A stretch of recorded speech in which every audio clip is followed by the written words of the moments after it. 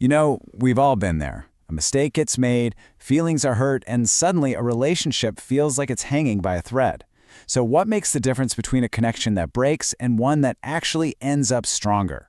Well, a lot of the time it comes down to the art of the sincere apology. Today we're going to break down how to rebuild that trust when things go wrong. Those three little words. Can we talk? It's funny, right? When someone says that, you know it's almost never about the weather. It's like a code, signaling that things are about to get serious. You can practically feel the mood in the room shift. Exactly. There's this immediate tension, isn't there? Your stomach kind of drops because you know a difficult topic is coming. And in these moments, how you communicate isn't just helpful. It is absolutely critical. One wrong word, one defensive reaction, and you can take a bad situation and make it so much worse. Look, everybody makes mistakes. It's just part of being human. We say things or we do things that sometimes hurt people. That's a given. The real test of a relationship isn't about trying to be perfect. It's about knowing how to fix things when they inevitably go wrong. And that's where we really need to reframe what an apology is. It's not a sign of weakness, not at all. It's actually a powerful tool. It's how we repair things, how we show respect, and prove that we actually care about how the other person feels. Without it, small cracks can turn into huge divides. But here's the thing. Not all apologies are created equal.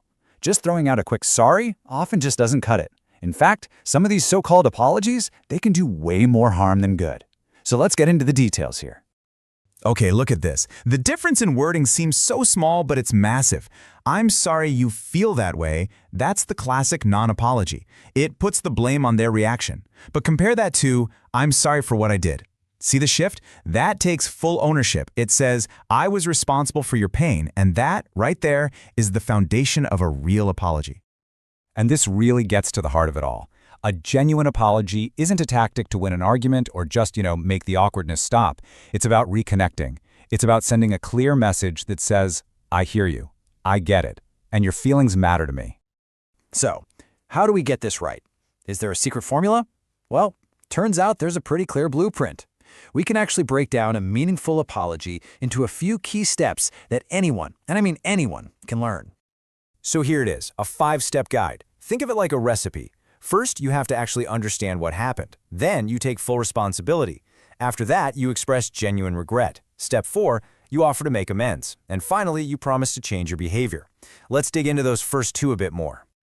Step 1 is all about the prep work. Before a single word comes out of your mouth, you've got to do some thinking. This means fighting that instinct to just react and defend yourself. You have to pause, really try to put yourself in their shoes and ask, why are they hurt? And what specifically was my part in this? An apology without real understanding is just hollow. Oh man, this one is huge. This is where so many apologies just completely fall apart. We make excuses, but an excuse, even if it's true, just sounds like you're trying to justify what you did. Saying I should have remembered instead of, well, I was really busy is such a powerful change. It owns the mistake, plain and simple, and that's what makes the apology feel real. Okay, so you've said the words, you've done it sincerely, but that's often just the beginning. To truly, fully rebuild trust, your words have to be followed up with actions. So how do you do that? Well, you could offer to fix the problem directly. Or maybe plan something thoughtful to make it up to them. Sometimes, the most important action is to just sit there and listen, really listen, without interrupting. If things are really heated, a heartfelt letter can work wonders. And super important, you have to be willing to give them space if that's what they need. And please don't forget this part. How you say you're sorry is just as important as the words you use. A flat, mumbled sorry while you're looking at your phone isn't going to convince anyone. A warm tone, making eye contact, having a concerned look on your face, that's the nonverbal stuff that makes your words actually believable. So, an apology is one half of the whole equation. But there's another side to this coin. The part that really allows a relationship to heal and move on is forgiveness. And let's be really clear about what forgiveness is. It is not about pretending the mistake never happened. It's an active choice. It's deciding to let go of the anger and the resentment, not just for them, but for you. It's what opens the door for actual healing to start. And this is so important. After you've given a really sincere apology, you have to be patient. You cannot rush this. You can't demand forgiveness. When someone's been hurt, they might need time to work through it.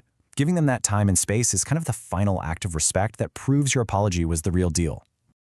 So, what's the big takeaway from all of this? It's that the ability to apologize well and to truly forgive, well, that's not weakness. It's a superpower. It's a skill that can turn these messy, inevitable conflicts into chances for growth, building relationships that aren't just patched up, but are actually stronger and more resilient than they were before. And that brings us to a final thought to leave you with. Think about it. An apology really is like a bridge to repair a connection.